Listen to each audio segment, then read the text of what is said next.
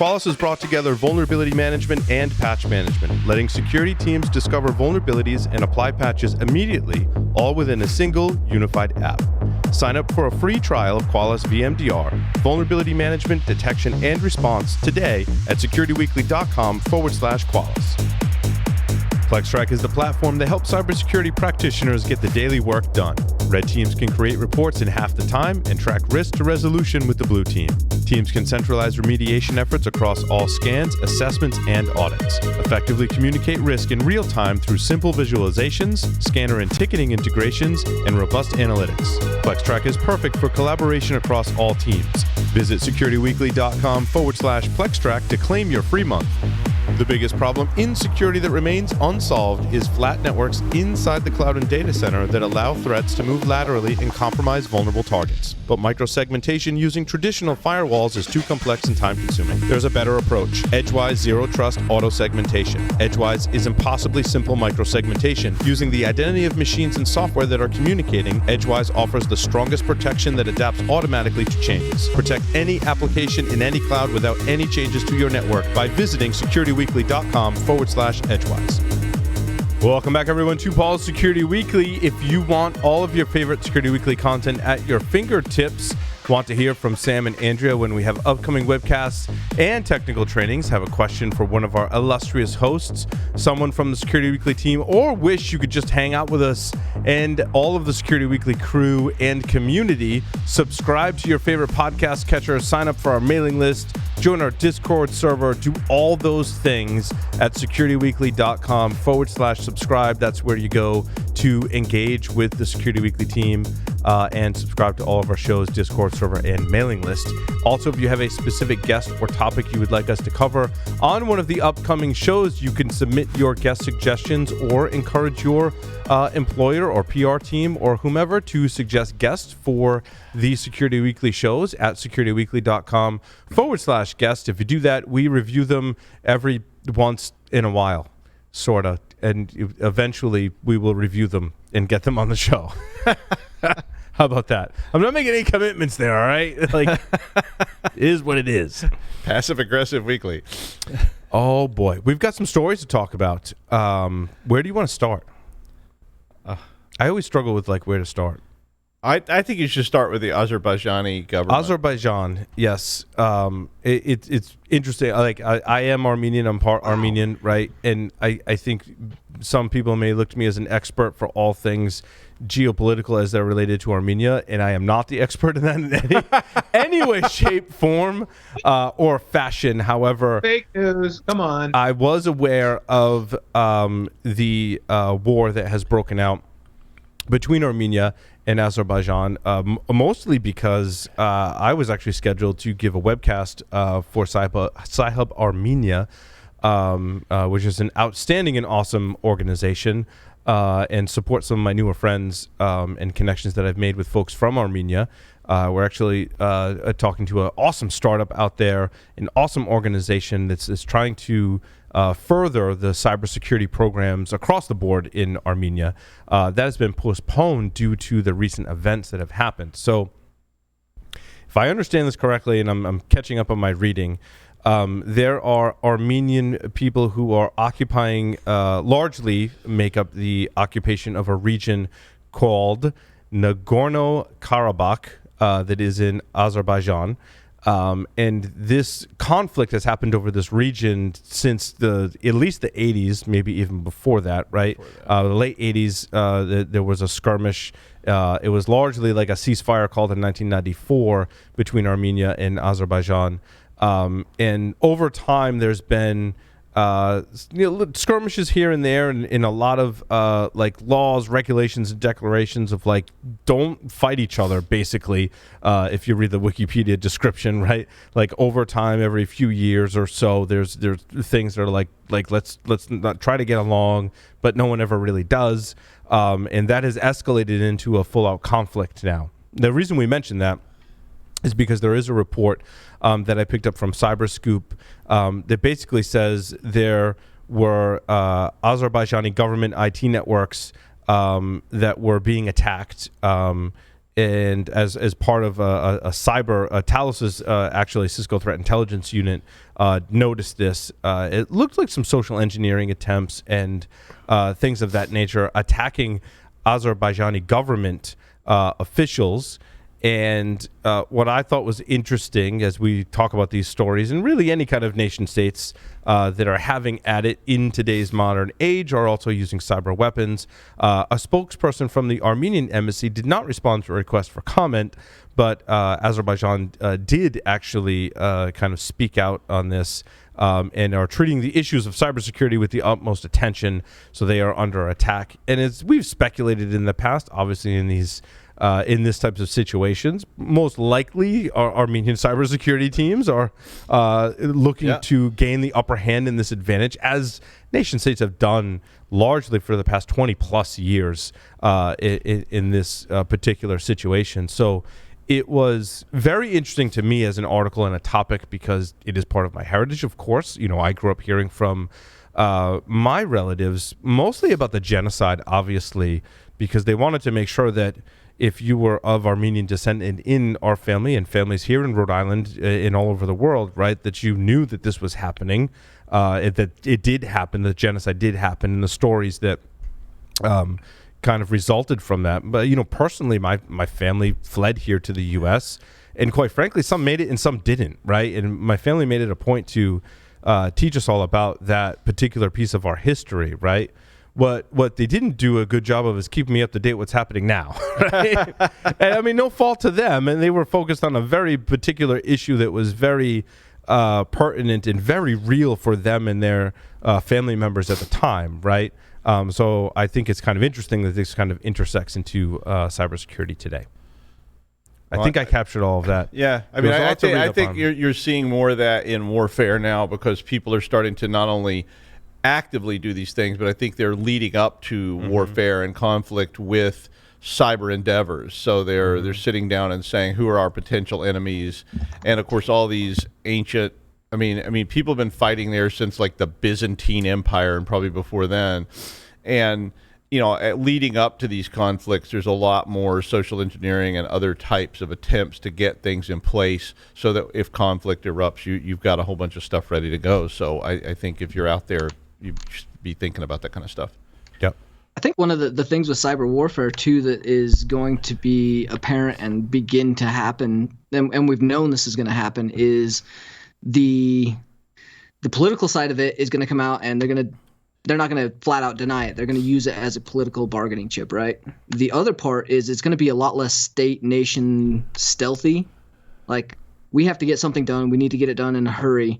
Let's go pop these guys, and we're going to use a few things that we either know or have or, you know, can get to. And it's going to be a lot less long-term strategy. I think those long-term pieces are still going to be there. There's going to be the China case where they're doing their 1,000-year war and putting stuff on chipsets.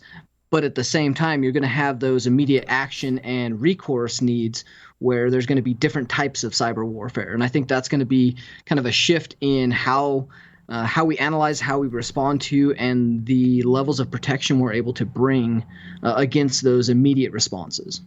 I think you just have to see it shift just like any other warfare where you've got long-term plans, you have short-term plans, and you have medium-term plans, so that cyber warfare will become a kind of, you know, like, okay, there's a hot war going on. Here's our tools that we use for that. And we also have stuff in the works that's out there just in case that, you know, potential enemy emerges, but you've also got to have people primed and ready to go when the shooting starts. I think you want to plan ahead, right? Yeah. And there's things that have been released about the U.S. government, right? And it's pure speculation that there are basically like inroads and we're entrenched in certain nation states, maybe most nation states, in case something does happen, right? That's that long-term, medium-term strategic goals. And then this more sounded like, so this is kind of interesting. So the hackers use fake Azerbaijani government documents on the same subject as bait. So basically, they're trying to bait the government officials, it sounded like, into getting these documents where malicious code was embedded in the document that can exfiltrate data from a compromised computer. This sounds like, Tyler and Doug, to your point, more of a short-term measure, right? Like they weren't already entrenched in these systems, therefore they had to use these social engineering attacks and deliver malicious payloads in these embedded documents. Right. That, or they don't want to burn what they have for a long-term standpoint. Yep, right? yep, absolutely. Mm-hmm. It seems, I'm looking at the Talos report right now. I mean, it mostly seems like it was just like a get in, get out quick scheme for what they have and had set up. You know. Sorry, yes, Tony. Sorry, Tony is still with us. Tony, thank you for sticking around with us. Yeah, sorry, I forgot to mention that. Yeah, thank you for that. yeah. Talos but did. Anyway, that's what it looks like. And Talos did have a full. It's interesting. I've gotten a little better at in this story. I didn't, but in a lot of these stories, they're covered by more of the mainstream kind of security news, and in there. They either link to it or you got to go get it, the actual research, right? And Tony, great for pointing that out, right? The Talos group did produce a report. I highly encourage our audience to go read the actual research, right? Not the kind of fluffy. Don't read the kind news of news reporting. Don't read the headline. Go read the actuals, what they actually found, because they'll give you the details. Yes. And there's a lot of great instances in the news this week about that, such as a couple of things on that. So Microsoft paid out over $374,000 in Azure Sphere vulnerabilities in the form of a bounty. What's interesting is if you dig through that article like I did, McAfee's got a link to their full research report. Talos also is involved in this one as well, and has an article titled Azure Sphere Challenge, and both of those link to the in-depth research that they did. What I think is interesting about this story, more from like a news aspect of it, if you just look at the dollar amount, Azure Sphere is a couple of years old. It's Microsoft's attempt to provide a secure framework for IoT devices. It's very, very good. If you go back in the PSW archives, we've interviewed one of the original designers of this project, and I was super impressed. I mean, having a background in attacking IoT, and before we called it IoT embedded systems, I was super impressed because they addressed many of the fundamental issues in IoT security. Microsoft is taking this seriously enough that, number one, they haven't renamed it like they've renamed everything else in the Microsoft ecosystem. That was a joke. Number two, they're serious enough about it that they created a bug bounty. Number three, it being a pretty substantial amount paid out in this bug bounty, and engaging with lots of folks to make sure that this is a secure platform. I think Microsoft deserves a huge amount of credit for this, as well as the individual resources. I want to call out McAfee in particular, who donated the proceeds to charity for this bug bounty payout, which I thought was really, really cool of them. Yeah. And I love to see bug bounties like that because it works. And I mean, it's great that they're rewarding people for finding these problems, and it's great that they're trying to find the problems and not just saying, well, I hope nobody ever sees this, which is what everybody used to do. Right. Unfortunately, I didn't get a chance to dig deep into some of these write-ups, but they are there for you to go through, which is really, really cool. Good stuff. What else?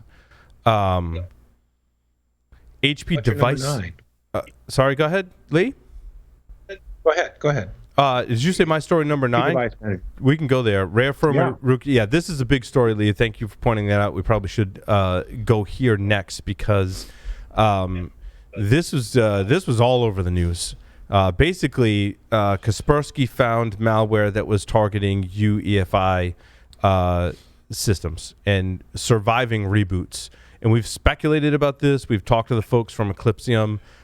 In fact, the Eclipsium folks actually wrote to me with a write-up to kind of John Lucchese sent me a personal email because I mentioned this on ESW that we're going to talk about this tonight, and sent some more information. And he says the natural evolution of UEFI implant capabilities, we're likely to see more of these showing up in the wild. Some of these talk about it as a rare and or newer attack.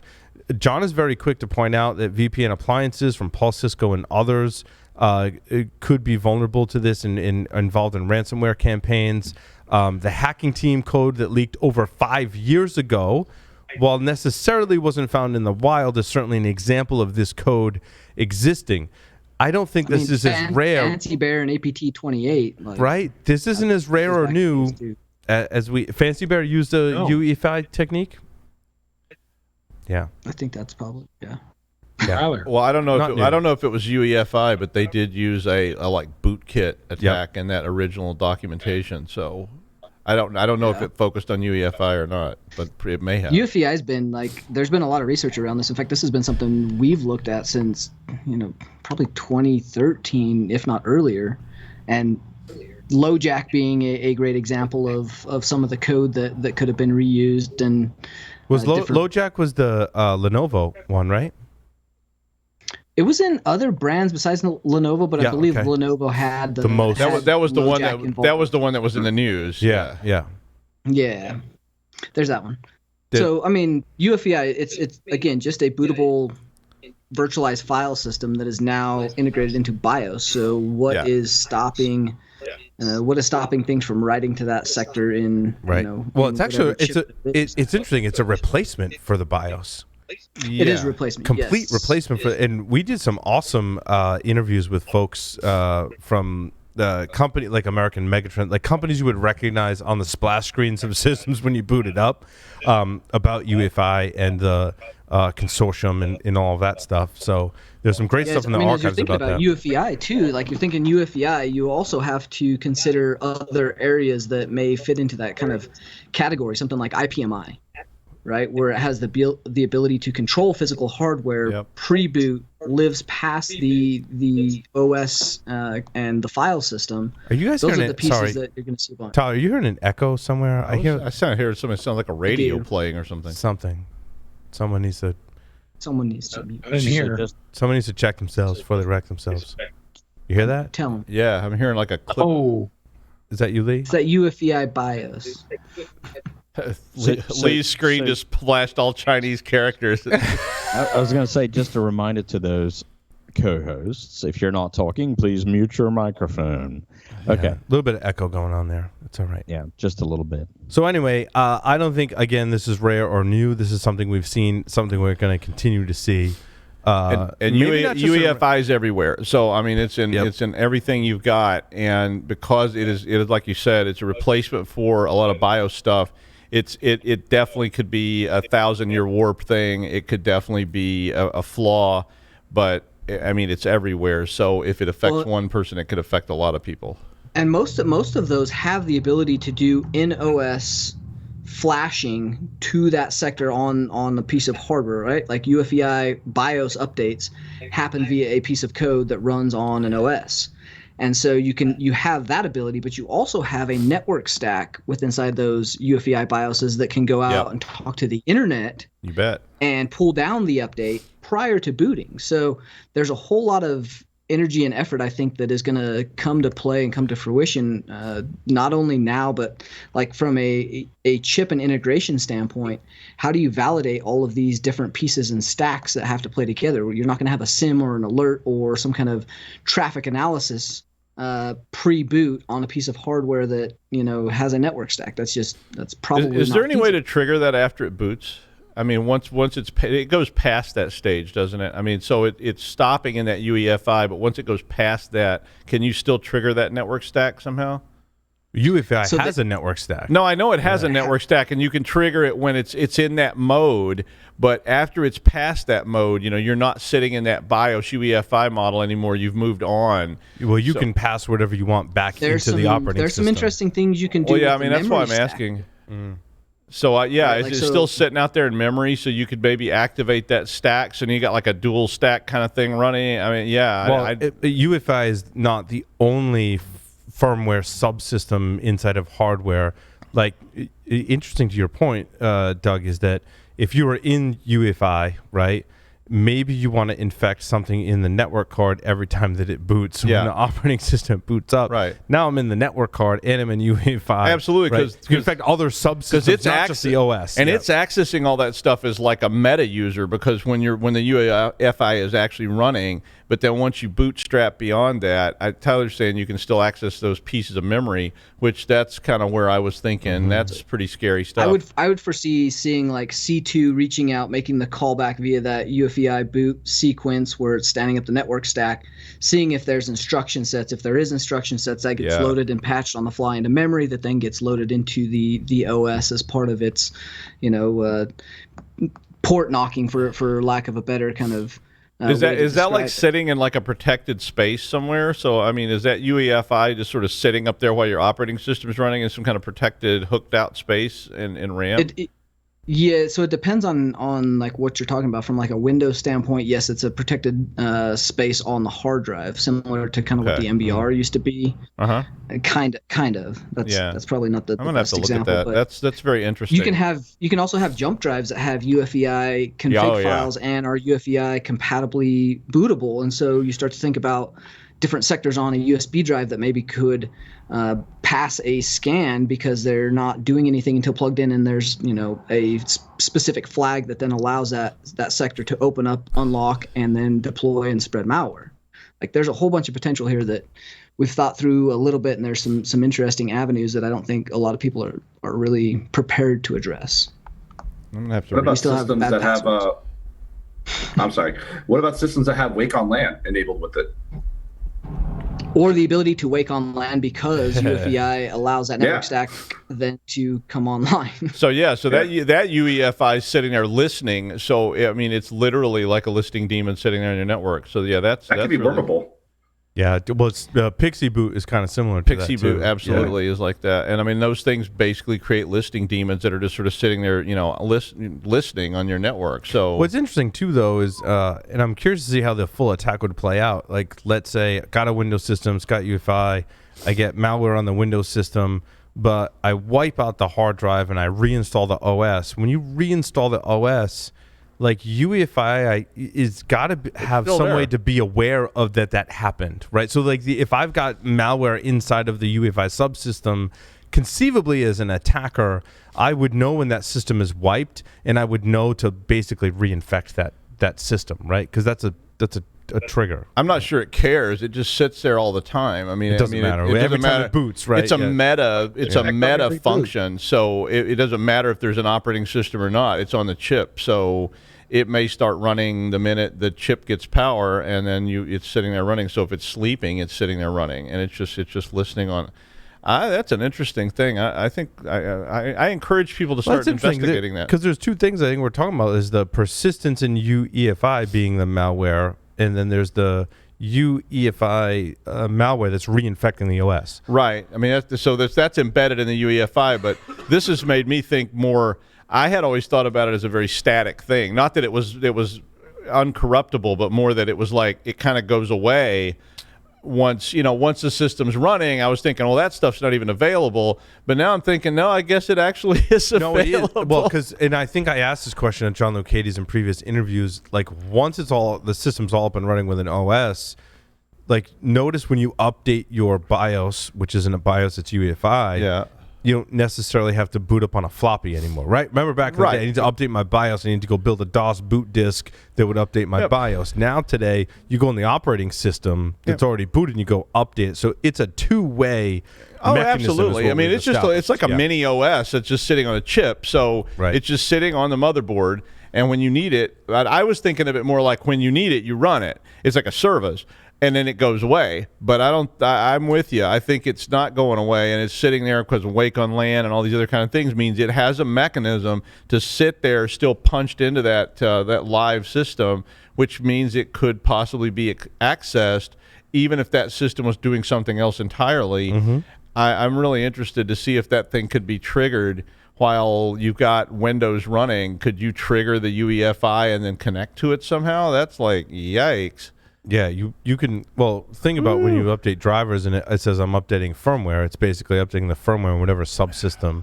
That means the OS has access to reach out and update the firmware on those chips. It'd be interesting how resilient this malware gets to see that's and how happening. Persistent it is. So I want to know, is it there? Is it like right now, is my computer at home that's asleep, is it sitting there with UEFI going, hey, just in case anybody wants to totally mess with this machine? Mm-hmm. I mean, mine's behind a firewall, so they couldn't. But are they? Maybe they could. Especially if the UEFI was corrupted and it just wakes up all of a sudden, then it's like a bot. It wakes up and starts phoning home. UPnP packets that allow that wake. Okay, no sleep tonight. I'm glad there's plenty of liquor here. Yep. This is why we drink. So I keep thinking, remember when firmware was read-only? Yeah. That you had to do physical something to allow it to be written to? Soldering and desoldering. Have we improved? No. No, I mean, we had jumpers on the motherboard, remember? We made things more convenient, but we made them less secure, because that's always the trade-off. The easier, I mean, if you have to desolder a chip to change it, that's pretty damn secure. But if you can just, send a UPnP packet over there and go, hi, and it wakes up and goes, yeah, okay, screw with me. It's fun.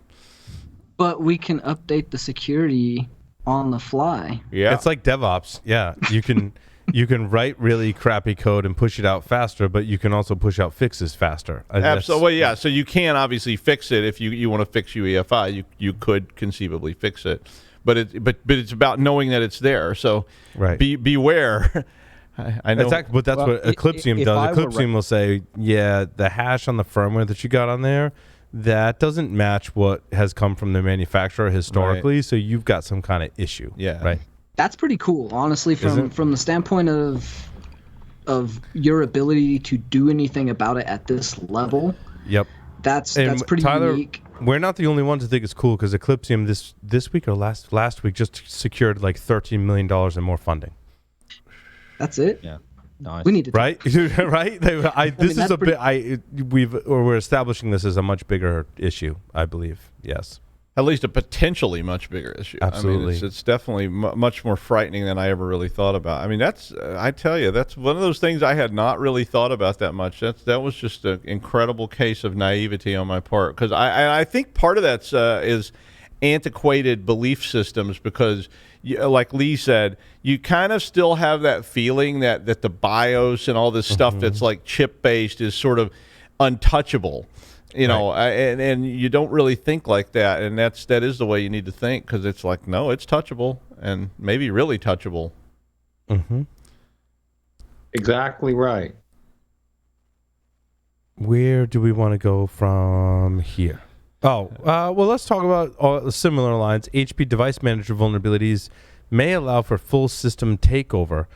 I didn't know that like thin client was still a thing. Like, wasn't that like a 90s? That was like thin client? No, that's not a thing. So thin client. So VDI, think of like Citrix or think of VMware, like all that thin client has applied since like the dawn of computing, when we had terminals. That was the thinnest client, right? Well, that's a zero client. So a dumb terminal is a zero client. A thin client was what they used to call a smart terminal, which means it has some localized capability. And that's been around since like 70s? I mean, smart terminals or dumb terminals, the original terminals we had on PDP-11s and on DEC 10s and all these things. They were just dumb terminals. They had absolutely no capability. All they did was convey a signal. But when smart terminals came out, everybody got excited, because now you could add it locally and then push it to the mainframe. Right. But a thin client's the very same thing. It's got a little bit of capability locally. It's got USB. It might have UEFI built into it, and it allows you to attach other devices to it. So it's got some drivers and things. Whereas a zero client is literally just a dumb terminal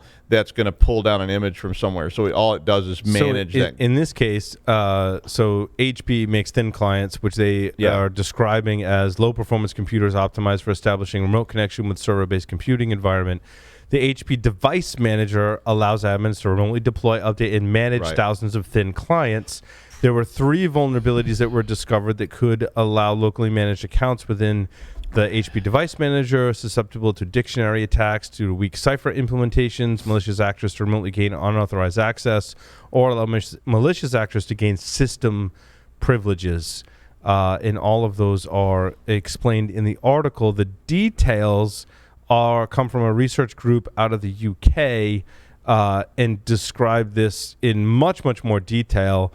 Basically, Java RMI, also deserialization is thrown in there as ways to attack these systems. Most sounds like of these Java-based, right? A lot of them are Java-based for the management. So they're Linux-based with Java on top. Almost all of them are either Linux-based. There's a couple of companies out there that do the Windows-based version, but HP is one of the big players in that game, and they got really popular when VMware and VDI started to take a big hold where you could do the full orchestration. You had the parent image that went out to the VDIs that were refreshed and cleaned. Those are pretty much everywhere that's important. You would be surprised how many of those are used. You got dual monitor support, you've got USB, you've got full audio support pass-through. These are leveraged in environments that bought into that whole VDI kind of ecosystem early on. That was probably VMware 5. It started to really take off. And so when you start to see that, all of these have a very hard time updating. They have to have a network stack. And again, that network stack is separate from kind of that OS level. But the environment that those run on, most of them Linux, those Linux-based things, there's no real good centrally managed solution. And the ones that do, like HP, you're talking about very old Linux kernels. You're talking about older hardware because they're low performance, low resources. And so you end up with a ton of issues that you didn't realize you were introducing by taking out some of the vulnerabilities that you would have from traditional desktops. What Tyler's saying is one time on a pen test, he encountered this.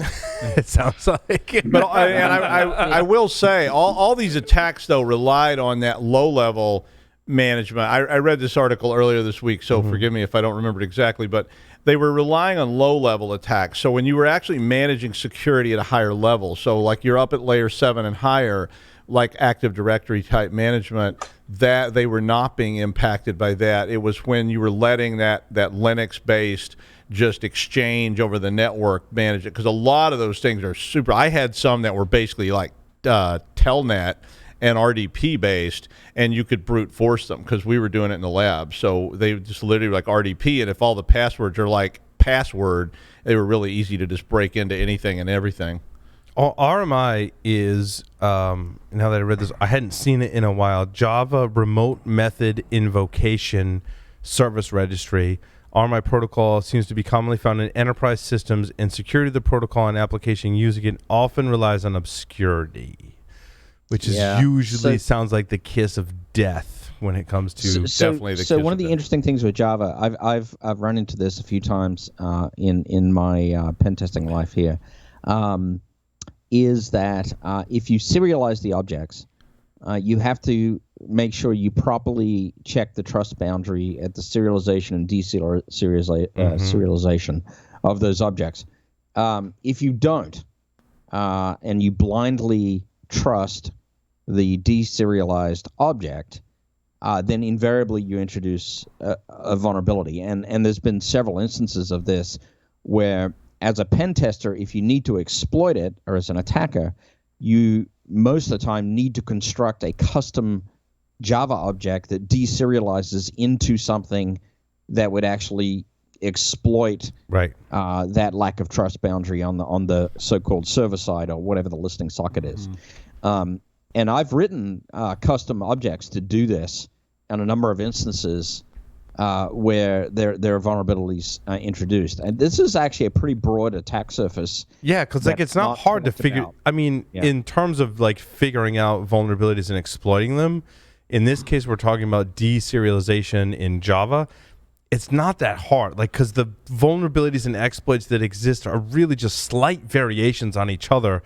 And I think you could develop a custom one, and not to take anything away from what you've done, Joff, right? But like in all the exploits that you've written, like this isn't an exploitability in difficulty level of 11 out of 10, right? Like this is probably like a 5 or a 6 in the difficulty level, right? I think that's about right. I think the challenge is you definitely have to understand the object, right? Because you have to understand what the server side is willing to accept in terms of the various attributes of the object that you're presenting to it. But once you work that out, then anything that it trusts is potentially exploitable, and that can go anywhere from command injection to some sort of database pollution, or there's a lot of potential there, and it's a hard attack surface to really develop something really robust and that's defendable, right? When you're deserializing data objects, right? Like it is, but also on the attacker side, it's very much a custom exercise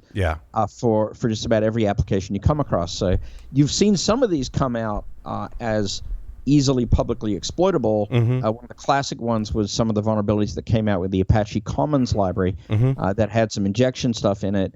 But there are lots of other custom applications that if enough of us spend enough time on, there is an enormous amount of surface area there to be explored. Would you say, Joff, that this is just back to the idea of that the more predictable things are, the easier they are to compromise? Don't. Also, I think it's more of, Doug, like, don't trust the data coming from. Well, no, I understand, but I mean, but if things are predictable, that's where we can get into these kind of attack surfaces, and that's an old problem that keeps recurring because it's always hard to do that. So if you can dedicate enough cycles to it, you can maybe get a prediction pattern. Correct. But I mean, if you're trusting it, that's where the real problem comes from. So the zero trust is the real secret to that. But then it doesn't matter. It's all about the trust boundary, right? Yeah. I mean, how are you protecting that trust boundary? Is there authentication on it? Is there encryption on the traffic that's coming through?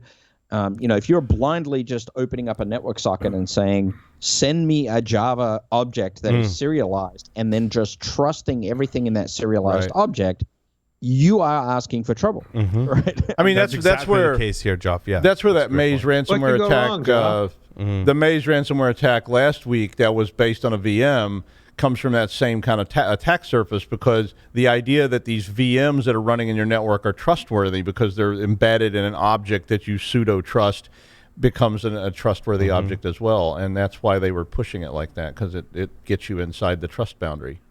I like that. Or I don't like it. Depends on which side of it I'm on. Right. It's all about those trust boundaries, right? I mean, and that is in any system too. It doesn't have to be across a network. I mean, it can be Docker to Docker container with some sort of internal system communication, or even inter-process communication, or even shared memory communication. Any trust boundary between objects is potentially exploitable, and so people need to protect them appropriately. That's why all Joff's networks have a safe word, especially on spy planes. Right? The U2 Dragon and other spy planes that are running Kubernetes. Kind of to your point of Docker. Yeah. Which is kind of, I thought, very interesting. That goes down to the principle, limit the exposure of your control plane. Really limit the exposure of your control plane. Kubernetes is the control plane. Yeah, well, don't put it out there for everybody to talk to. I mean, we mentioned security through obscurity, right? And the Register is responsible for this article, as you can probably tell by the title, where they say Kate's on a plane. U.S. Air Force slaps Googly container tech on yet another war machine to run advanced ML algorithms, which is just a horrible title. Anyway, they also say, given that once you tell the world your shiny new bomber program runs Kubernetes, your adversaries know where to focus their security research. I also think that's, security through obscurity is not. It's stupid. It's stupid. I mean, somebody will find out. Exactly. It's the dumbest thing ever invented, and it goes all the way back to when the first time I filed a pen testing report, and that bank officer told me, only you and a bunch of weird nerds understand this. It'll never happen here. And Mr. Potato Head, backdoors are not secrets. Exactly. And I'm like, 10 years later, you're going, come on, everybody in the internet knows how to do this because it's on some website somewhere. So if you're still relying on security through obscurity, well, yeah, good luck. Right. And we talk a lot about running software that's more secure than other software. And we all know that all software has flaws. Some have more than others, but it's all about your implementation of it and your protections and, Joff, to your point, right? The ability to compartmentalize these systems and really secure them is really where it's at. Again, probably not a huge secret as to what some of the technologies in use may be. That's not the point. You should make it super hard for people to attack them, understanding. I mean, if Jeff Mann here, he would be talking about how we published our encryption algorithms to, and made them public because we had to make sure that it would withstand public scrutiny, right? That's not the secret, right? Right.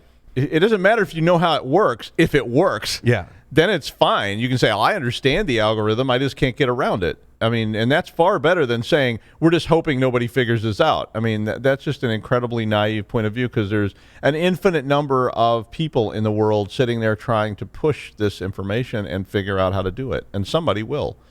Somebody will persist and find that one little tiny hole. I mean, we've seen it over and over and over again. Right. I think it does speak to the point of doing your homework as a systems developer, software developer, whatever you're engaging on, don't reinvent the wheel, right? Or if we've often said, if you're thinking about crypto, do not think you can write your own crypto.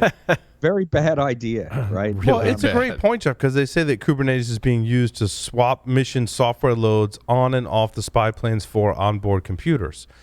Sounds like a pretty good usage for Kubernetes, right? So what it's for. To your point, Joff, why go off and develop your own system for doing that when you can use something that's already out there? And that won't protect you anyway. It's not. Then it's just your system that's out there, and you go, we don't use Kubernetes, we use Duggernetes, and Duggernetes is way more secure than Kubernetes. Just because you don't know how it works and that it all uses Telnet on the back end, but that's just because I was lazy.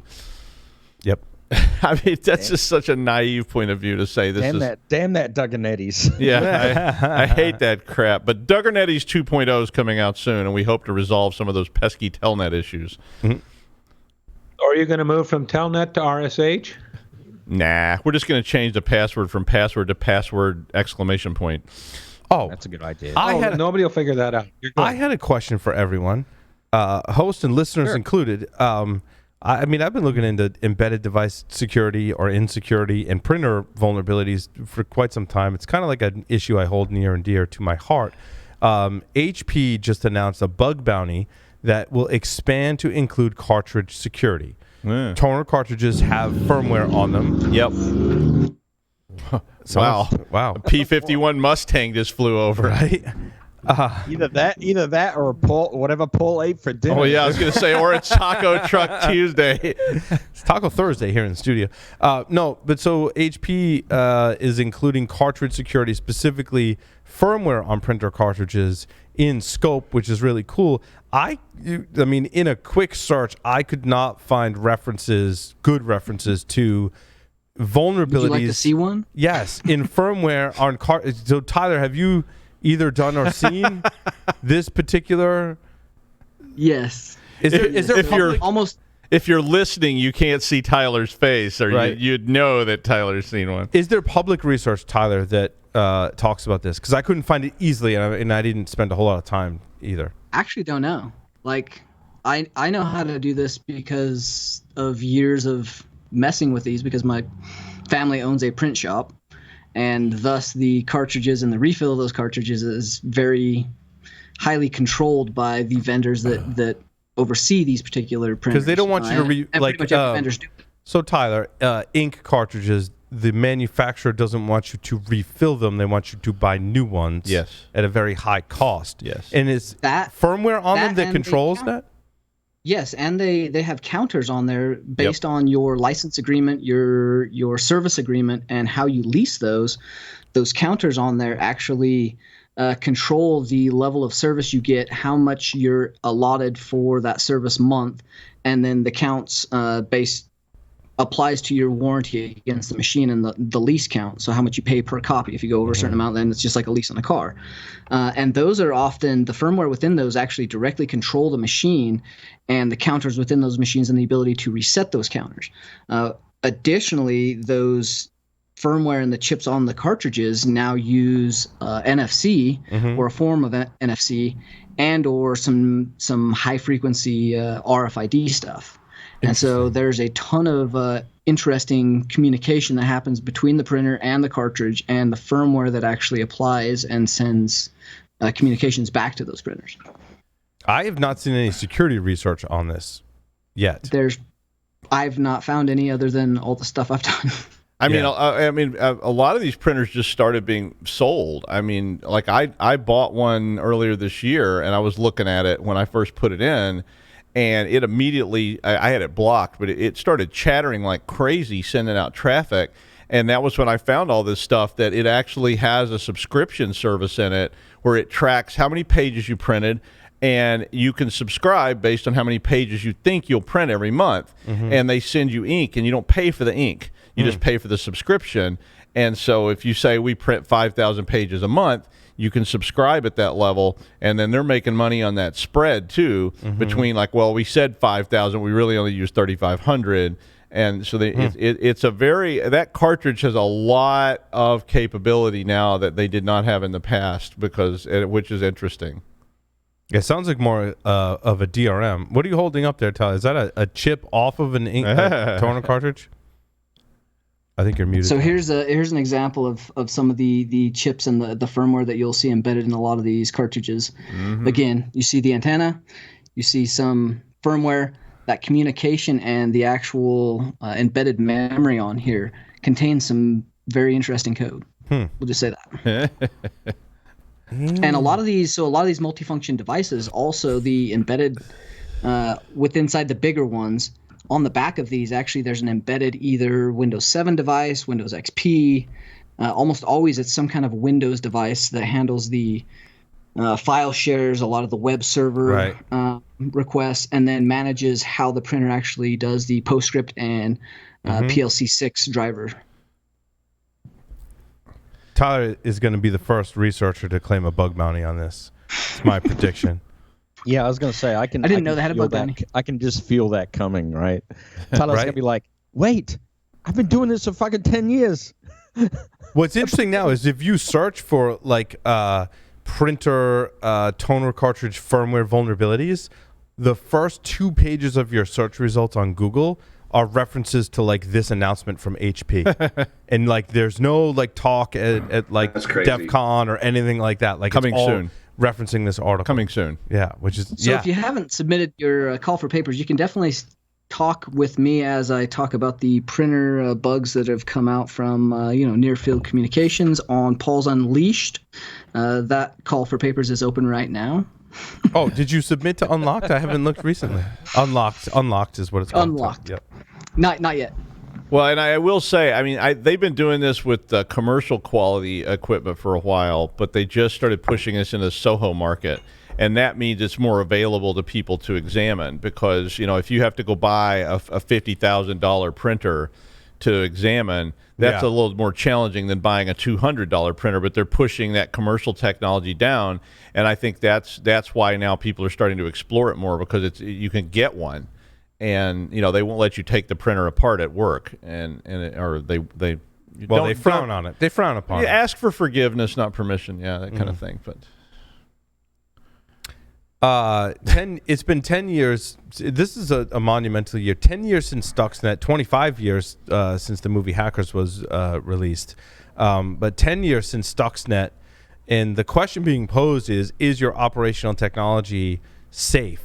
I still say no, of course. The article recommends some things, but I tend to think we can do better. I mean, Joff and I have read the book Countdown to Zero Day, and when you really unpack what all of the components involved in Stuxnet were and what they did in both sides of the equation, I think we're still very far behind in protecting our OT and industrial control systems today.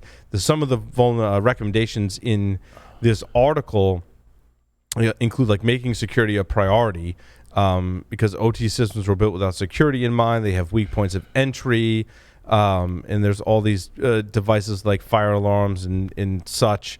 And they mentioned the attacks in Kiev, which led part of the Ukrainian power outage in 2016, and criminals are adapting and learning.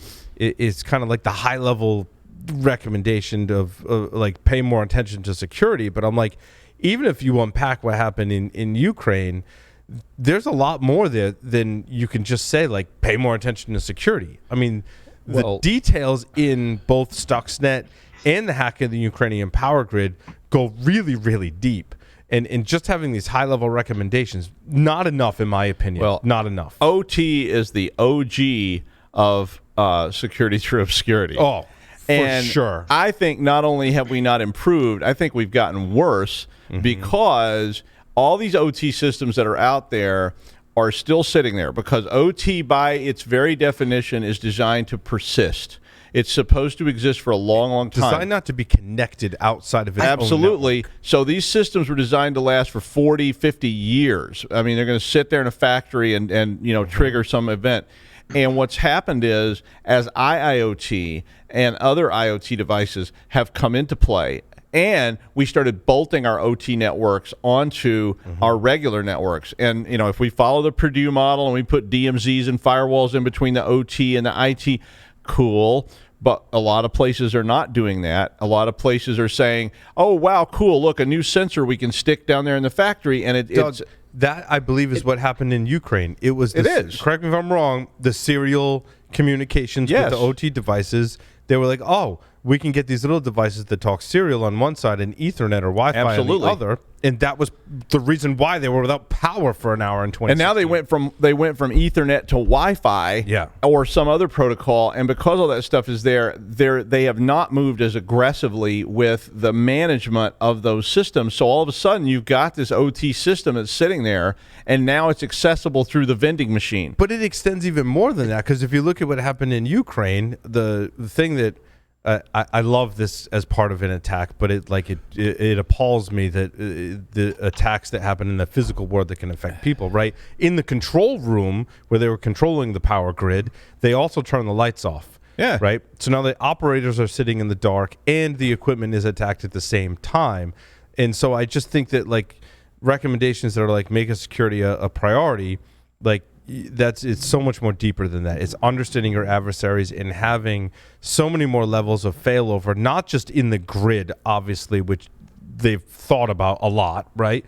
But how do we keep the lights on in the control room? Yep. How do we protect these things that are connecting legacy protocols that were never meant to be connected? How do we protect them? And how do we have failover and backups to those as well? How do we have some of the books I've read talk about how do we have enough trucks, vehicles, and people to go turn the power back on in case the things that are now Ethernet and Wi-Fi connected get hacked? And a lot of those industries are very immature security-wise. I mean, they have existed for a long, long time because they bought a proprietary system that was designed by somebody, and it was put in place, and it's still sitting there. And now it's evolving, adding things. We just stuck an HP printer down there on the floor that's got all these printer cartridges in it, and it's like yikes. And they enable the thing, and then it doesn't work. So this is what I've seen happening. It doesn't work.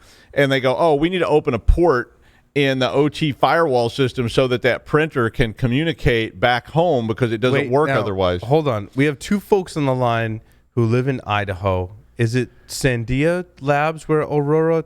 No, I get that. I knew I was getting that wrong. Where did the Aurora experiment take place? Well, where was the lab, or where did some of the research start? Was that Hanford? Was it Where did the actual? I think Aurora was original at Sandia. You're talking about the book, Paul. Yeah. Where they actually decided to test whether a cyber attack could truly and effectively have a kinetic impact. Right. That's where the lab was stood up. That's where the hardware was. That was in Idaho. Right. That was in Sandia. Idaho National Labs. Sandia National Labs. It was. And they were shocked and blown away because literally they self-destructed. And there was a lot of blowback on that. And Mike Asante, God rest his soul, was involved in that project. Was the leader in that. He's from Idaho National Labs. So Idaho National Labs. Yes. Okay. So that's the tie. Task force here. Yeah. Who lives closer to Idaho National Labs? Is it Lee or is it Tyler? I'm 15 minutes. Tyler. So Tyler, you're now the authority on this subject. Fill us in. Mike did amazing work within the whole ICS community, and what he's done to bring security awareness and the offensive space there is fantastic. But from an ICS OT standpoint, I just got done teaching the Black Hat Asia course on exploiting ICS, and one of the real key things that we try to explain is kind of around that thing that Doug was saying. You do have all these systems that are now being made smart. You've got all these integration pieces. So while we have all these IIoT coming in, filling in, we do have to also remember there are a great deal of inside the OT security measures and safety measures from a hardware perspective that back up a lot of these systems. So there's kind of two points of view that end up coming to conversion here. The IT-OT conversion, that's happening. This is a security implication. There's serious things that can go wrong here. With that said, though, the OT space has for decades, built these systems to last for 40 years. Like Doug was saying, with that, they've built manual controls in place. They've built a lot of fail-safes and warnings. It's when those kind of IoT and fail-safes and alerting processes, which from like an HMI or your Purdue Level 3 stuff, when those particular devices start to get connected back to business networks, which is what is now happening, the business needs more insight. They need faster data. They need to be able to understand and make critical decisions on how much to pay for energy, who's buying that energy up, and at what cost, because you got people bidding for this particular energy and the production real time. All of these kind of business focuses and pushes within inside the OT space to get that real time data. That's when you start to see some of these holes and these convergences start to introduce the security risks and vulnerabilities into that security through obscurity.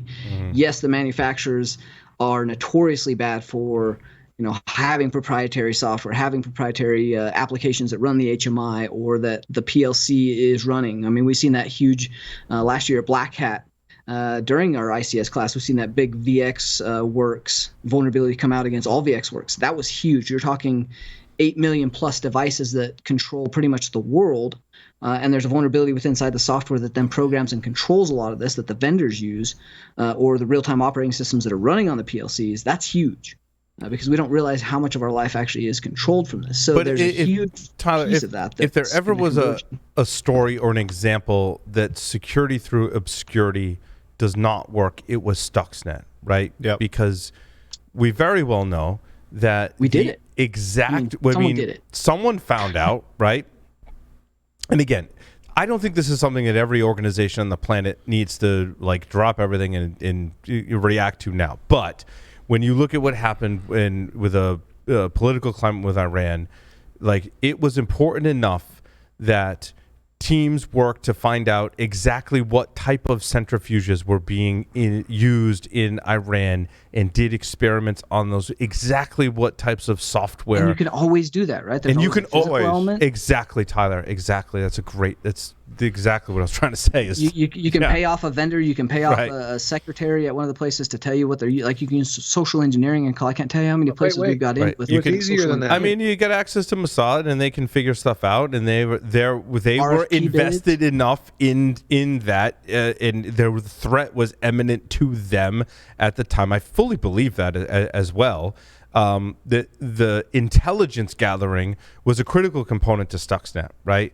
And that intelligence gathering can happen in a number of different ways. And it was important enough to feed that intelligence back, to do the research, to specifically target those systems. So it didn't matter whatever system you're running. How obscure it was, it didn't matter. It was important enough that nation states were going to figure it out. Lee.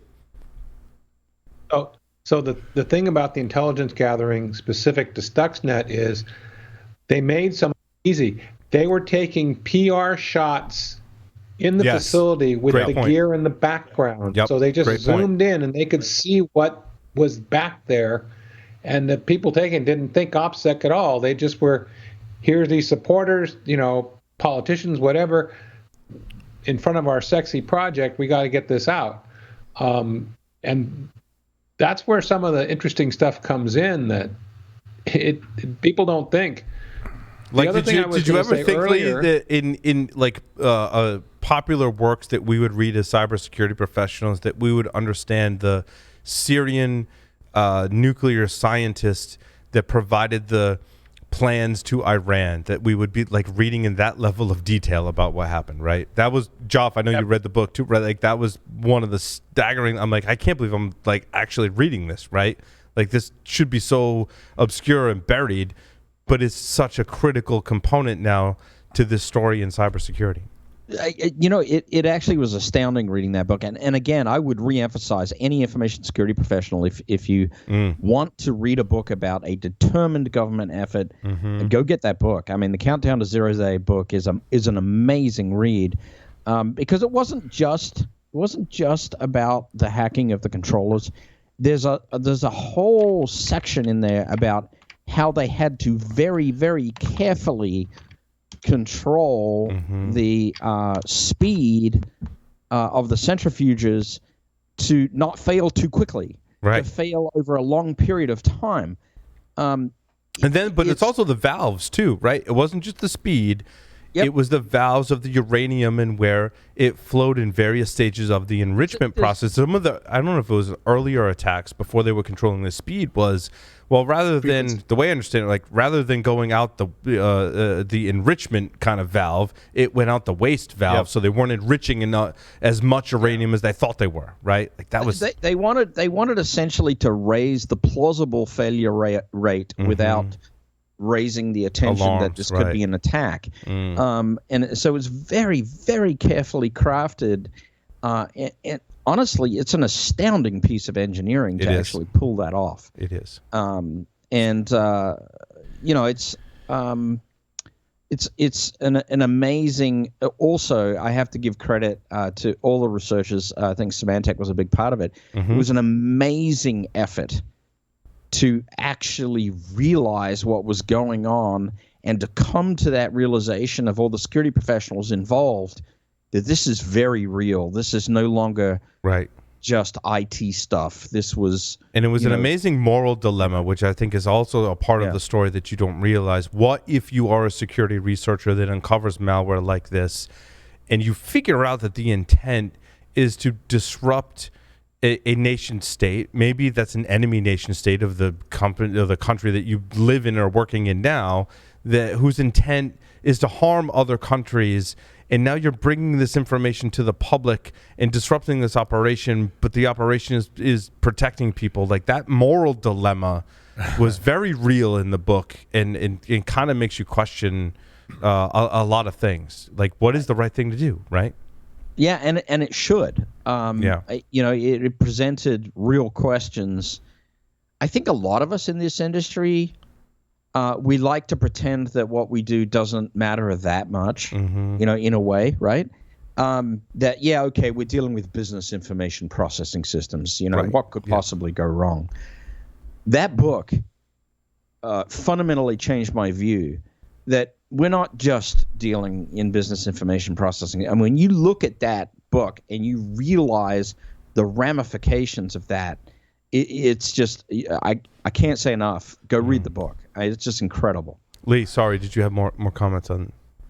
Yeah, well, the other thing that I'm worried about with OT, and I've seen it in some recent projects, is not understanding the security by all the parties. I mean, I've had conversations with some teams that want to do something like, we need to put these remote sensors out here. We're going to get devices that'll go over the AT&T cellular network, and we'll just connect them up. They don't think about the protections or security measures that are available. Or I worked with a team a number of years ago. They were doing OT on-site over the Ethernet network. They wanted virtual private LANs, and the networking team said no, not realizing what the consequences were. I mean, at the time, that networking team didn't have the infrastructure to do it, but they didn't offer them a solution or really understand why it was important. And I mean, that was then. I still see them that today. People don't have the collective smarts about protecting OT beyond just opening the firewall hole because, hey, there's an Ethernet there. Why don't we use that segment? But there's got to be a raising of expertise on the security. And that's still that the engineering, the old school engineering idea was make it work. It didn't matter how you made it work. You need a Microsoft boom arm. How's that old school? Well, I mean, it's still here, but it's that old school attitude of I'm an engineer. I need to solve a problem. I need a bridge over this chasm. I'm going to build a bridge, and it has to hold up so much weight. And we never embedded, and we're still today struggling to embed the ideas of security into that the same way we embedded the ideas of safety into that. I mean, if you look at some of those nuclear systems, they had so much safety and redundancy built into them to protect people from the physical threat. But when you started trying to talk to them about the cybersecurity aspect of it, that part's not ingrained in people's mentality because it's not perceived as a threat, because that security through obscurity, it's a bunch of weird nerds out there, still is in people's brains, and it's really hard to shake those people out of that position because it costs money, it takes more time, and you add safety to it, and the engineers complain. I mean, they did. I've heard them complaining about the safety restrictions. They're like, oh, if we could just do this, a few people get deep fat fried by radiation, but it's a price of doing business. And then there was Chernobyl. But, and then you add cybersecurity to it, and you say, okay, we're going to have to add another team into this process, and they go, okay, that's going to extend our development time out another year. And somebody says, all right, forget that part. We'll worry about that later. It's just a bunch of weird nerds. And they're just very slowly getting punished into believing. And if they will embed those people in those teams the same way they do safety engineers and other features, then those teams can work in the development process to say, you shouldn't do that. It's stupid. And then they can design a better mousetrap. But that attitude is not there yet. Well, there's also some learning on the cyber side too. I mean, I remember early on being very naive and thinking that some of that OT that were running really old operating systems, that those could be updated. They can't be. There are no patching, or if you patch it, it doesn't do its job anymore. Yep. Or how do you get it off of Windows NT to something newer? You spend $500,000 for a new one, and it might be up to Server 2003. And it takes 7 years. Right. And so the idea, we're used to patching and solving vulnerabilities. You can't do that. You've got to build a wrapper around it. And like I said, I learned that, fortunately, I learned it gently from somebody who understood. But I'm not sure that lesson always gets through, that it's a different world. And if you understand their availability and that they're buying something that's going to last 30 years, and that it's very clear you're on their side, it works. If they see you as a barrier, they will solve that problem. Like you said, Doug, don't be the problem that they're solving. Well, also, and I mean, security professionals have the same problem in that they a lot of times have this, like, we have to make it 100%. And it's really more about risk reduction than it's just like safety. If you lock it down so much that it's no longer functional, and you get a lot of that sort of headbutting stuff going on in these meetings where you're trying to design this system, because the security people say, I don't want to be on the hook when this thing fails, so I'm going to try to take care of every last possible thing. And sometimes that's just not doable, and you have to find that sweet spot between risk and return and risk and security, and what will you assume and what will you ensure and what will you just say, okay, it's there. It's in contrast to Lee, your story number 8, almost, in the sense that, when we talk about Stuxnet, to Joff's point, how it was very, very calculated and very kind of low and slow in avoiding detection. HEH botnet is almost the opposite of that, where it's just going out and wiping stuff out, right? It was your story number 8 and my story number 15. Yeah, no, I was talking on mute. The mute button works. So, I mean, this was like crazy. This thing is like going out. It's almost like you're doing a showdown search and attaching everything you find that meets your profile and just wipe it out. Take out the firmware. And, just, what is it? Scorched earth behind. Yeah. I mean, it's not got any, it doesn't do DDoS attacks or mine cryptocurrency or ransomware. It just flat out blast things away. It's a great distraction, though. You go in and you brick all the fire sensors in the building, and while everybody's running around trying to fix that, other things can happen. I mean, no, that's not a thing, Doug. It's literally hacking the planet. I mean, it's not even hacking it is hacking the planet, but it's right. But I think we can lose sight of, because we do get very focused on ransomware and the intricacies of, well, if they can encrypt the data, they have access to the data first, so they can basically, ask for a ransom that they're going to leak my data, right? Blackmail, basically, and then ransom, like, I'm going to encrypt it, and then some of the more subtle attacks, accessing data, maybe not encrypting it, but maybe I'm going to go off and I'm going to sell it somewhere, maybe not make it public, I'm going to be stealthy about it. Sometimes we tend to lose sight of how damaging an attack is that is basically just rendering devices useless, right? I mean, this ties into our OT discussion, where very much you have to pay attention to that, because what if I lose visibility and control of my entire OT network? That would be bad. I'm not doing the stealthy Stuxnet attack, but I'm just wiping stuff out, and that's bad too. On the flip side of that, are they doing a service, making the internet a better place by disabling these devices that are truly, truly vulnerable, and now no one can use them for any kind of purpose whatsoever? Probably a good thing. It's probably a good thing, right? But I mean, and we've seen there have definitely been many, many cases of that where you get the vigilantism where I'm just going to go either patch these devices or render them useless to make the internet a better place. Still, in case law, a violation of the CFAA. That's illegal, right? So we don't do that. We don't do that. Ethics doesn't come into the law. But honestly, if you're going to be benevolent, you don't destroy the target. You patch it and secure it, right? And send them a note to say, "Hey, I just helped you out." Still, I'm not a lawyer, but still could also be technically illegal. A violation of the CFAA because I've gained unauthorized access to a computing device, right? I am not suggesting you do that. Yeah, don't do that. Not serious. Now, if you figure that out, go buy one of the things, figure it out, then report it, and claim the bug bounty. Fortunately, we've been able to protect our rights to do that. Yeah. Yes. Right. So far. Tony, that ties back to responsible disclosure. Yeah. Right. EFF and many others have been instrumental in protecting our rights to be able to do that, which is, fortunate. That needs to be protected. Back to our home lab discussion, though. Like, your home lab is not China's IP address space either, right? Because that's not. No. Not. It's a joke that we make. No, not one bit at all. It is just that. It is a joke, right? Don't. In fact, that general principle. Don't ever, ever, ever hack without permission, without being under contract. There are laws in every country, including this one. Right. And you probably don't look good in an orange jumpsuit. At least that's what would happen in the States. So just don't do it. Does anyone know the first person who was prosecuted and subsequently convicted under CFAA? I don't know. Robert T. Morris. Oh, it is Robert T. Morris. But similar to our story, right?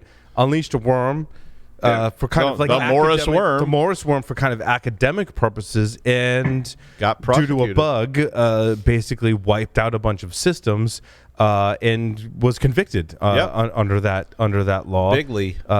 Dad was not happy. You start causing monetary damages, and then people come after you. It's a fascinating story because Robert Morris Sr. was also working with the NSA at the time, which I think kind of fueled that whole.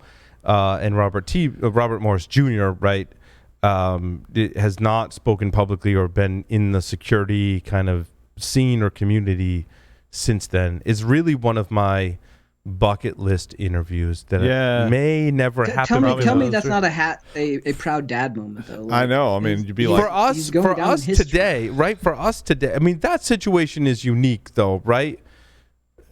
In a certain sense. I have very much proud dad moments when my sons hack stuff, as they do all the time, right? Now, granted, they haven't taken down a significant portion of the internet yet. Let's hope that doesn't any day now. Any day now that may happen, right? I mean, so proud dad moment you have to put in perspective, Tyler, right? Because like bypassing our parental monitoring software, breaking into my office, all of things which of my kids have done, right, is one thing. Taking down a major portion of the internet and being prosecuted under CFAA is a different thing, and you have to question, like, would that be a proud dad or mom moment or not, right? Like, and you got to say the Acidorian or Acidoriano worm sounds really bad, really bad, like, right? I personally think the Acidoriano sounds much worse. It much does, worse. yeah. It sounds like you do not want to get this. But it all comes down to intent as well. I think the effects that it have is certainly one thing, but the intent is certainly something else. And you wonder what the attackers in this story, about attacking these IoT devices, what is their intent? Now, obviously part of the intent is to take out systems, which that would factor into it. I don't think that's going to play out very well in a court of law. I don't think certainly in the U.S. with CFAA, right? Because it's a lot of it is about damages. Like the Morris worm, if it got away from him and started just pop, right, bring down the Eastern Seaboard bricking kind of thing. Mm-hmm. No, intent would be out the window. Or even if you just wrote a paper about it and somebody else did it, I mean, that's called conspiracy, and then it's another problem. Yeah, that's teaching. How about that? Yep. And so just publishing that information on a website and saying, "Look what I figured out," is another way to get in deep trouble. Right. So you mean I shouldn't say the very next thought that occurred to me that BGP listens on TCP port 79 and. That's it for Joff. If you transmit a TCP nice knowing you, buddy. Reset packet within the window of TCP data that it's currently receiving, Are we going to get one of those great moments like I was logged into the well of chaos? The Loft Group actually testified before Congress, Joff, about that specific issue. I don't think they went into the technical details that you just went into, but that was essentially their shtick, right? You're going to see DHS breaking down his door here in a minute on camera. Mm-hmm. It'll be awesome. Sort of. Yeah. Not for Joff. By the way, just to speak to that issue really quickly, on the defensive side, if you are an ISP exchanging routes, then by God, authenticate the route updates on TCP port 79. And even better than that, set a TTL boundary such that you'll only accept the routes from the neighbor that is right next to you. Neighbor's important. Okay. So at least try to protect yourself. And that TTL would be a high TTL. Think about that, guys, right? The neighbor right next to you can transmit with TTL of the Cisco device or the Juniper device is probably 255 in that TTL value. And you can protect yourself, right? So there's ways to do this so that somebody like me can't make snarky comments like that and send TCP resets from afar to a BGP peer and actually tear down a route table. There's ways to protect yourself. That's just you and a bunch of weird nerds. Cover your BGP. Yeah. We just invented another shirt in the same show. By God, we're on a roll here. We are on a roll. And just wrapping it up, Trident is an automated password spraying tool that comes from Praetorian. Looks like it was just released not that long ago. September 22nd is when I traced the first commit to their GitHub. And I like to highlight new tools for things like that. So that was really cool. Cisco fixes high severity bugs in WebEx. Back to our nation state talk, speaking of Iran, right? They've come a long way in 10 years since Stuxnet. Like, I still think that really super pisses them off to this day. And it has been reported that Iranian nation-state actors are exploiting the Microsoft Zero logon floor that we covered a couple of weeks ago, right? Trying to exploit. Actively. Azure Flaws Open Admin Service to Takeover was another one. Code execution in Facebook on Android was another one. And last week, props to my good friend Russ, who sent me a complete tutorial on how to compile Windows Server 2003. I think last week I talked about the source code leaking and the steps you would need to compile that. And I'm not saying that this is legal and you should do that. Like, by no means I'm a lawyer. I don't know the legalities behind this at all, but I do link to a complete video tutorial on how to compile Windows Server 2003 if you're interested. And like, if you get sued or whatever or go to jail, like, not on me, dude. Like, I just put the link in the. Nah. Does that mean conspiracy? Am I? Yeah, I didn't know. Did you learn this from Mr. Asadoriano, as he is sometimes known? Anyway, it's out there on the internet.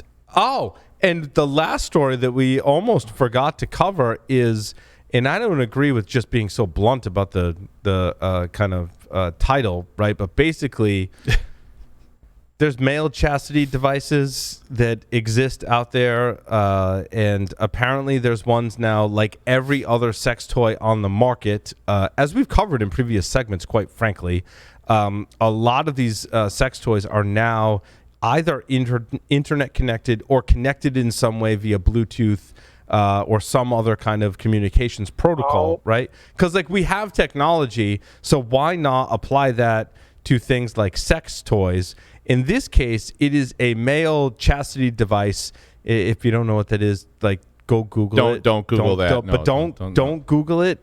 it is, what is it? Robin Hood Men of Thieves. Tony, was that what you were referencing? Men in Tights. Men in Tights. Robin Hood Men in Tights. Men in Tights. Oh, Men in Tights. Yeah, Men in Tights is what you were referencing. Anyway, the QE cellmate chastity cage, a Bluetooth chastity lock that allows for remote control, meaning you, the dong haver, can lock up your wang in this thing and let a trusted third-party control when your penis can see the light of day again. That is what she writes. Victoria did a great job of writing up this article, and she admits, she's like, I don't have this anatomy, but part of this hack is that basically you can make it lock permanently. You can brick it so that it can't be unlocked. And she's like, I don't have the parts that are locked, but to get these parts off, you need like a bolt cutter or like a rotary bevel grinder, rotary bevel grinder. The thing that throws all the sparks. Yeah, the sparks out. Okay, so what's the bet that the API is written in Python? Oh, that's just a really bad or good pun. It's a pun. Definitely, it's a pun. Pentest Partners also, they did publish a workaround in case you happen to get stuck in the cellmate against your will, and the idea of an ER visit or power tools near your giblets makes you fail. Giblets. You just have to read this article because Victoria Song did a great job of like writing this up in the most colorful way for Gizmodo. Again, the title uses not for safe work language, but the write-up is just and don't connect through the OT. Absolutely hilarious. There's a video. There's a video? Yeah, there's a video. Oh my God. There is a video. I don't know how much detail. Was that from the Internet of Dongs? No. I suggest you turn off your VPN. Do not do this through a work machine, people. Oh, right. There is a faulty API that does allow for hacking of this particular device. Oh my God. Yeah, it is called the it's Chinese name, QE cellmate. Also leaked location, plaintext passwords, and other personal data via the API. I don't know how more personal it gets other than a device that's around your junk is connected to the internet. Yeah, that's pretty scary. With passwords published on the internet of that device connected to your junk. I do not want to know what those passwords are. No, I was just... Oh, boy. She uses the phrases. It's about that time we wrap up the show on that. Yeah. Make sure you go read that article because it is the most entertaining article that we may have covered in some time. It uses phrases like high-tech kink. I think there might be a new fetish. You can put an internet-connected or some connected sex toy on your body and enter a room full of hackers and just see what happens. Go for it. It's like a new... Hack my junk. It's like a new fetish, hackmyjunk.com. It's a new domain name that someone's going to register within. Right? That's probably already registered. I'm sure Larry has that one already. I can see it now. About a decade from now, we're going to have medical students graduating in Hack My Junkology. That's right. Well, it might get a crypto or a cyber course embedded in the med school program, at least for the ER, your ER rotation. Protect my junk, man. Yeah, cracking APIs to release people from junk grabbing. Right. They come into the ER, and then docs. Oh, I know how to hack that. Yeah, we could get that off you. I watched that Security Weekly episode. I totally know how to hack that now. Now I got a new Google term to put me right to the top of the pen testing services. We can definitely analyze the crypto of your technical junk. Right? Wow. Oh dear. I feel like I just took a trip to Vegas. There's so many jokes there. In any case, make sure you protect your junk. Look at the time, protect your junk, and that will conclude this edition of Ball Security Weekly. Over and out.